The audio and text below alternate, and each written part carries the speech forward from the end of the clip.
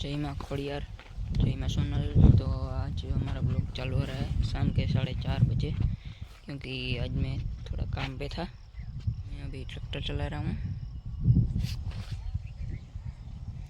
और आगे का वीडियो देख लेना और एक लाइक कर देना और शेयर सब्सक्राइब कमेंट कर देना।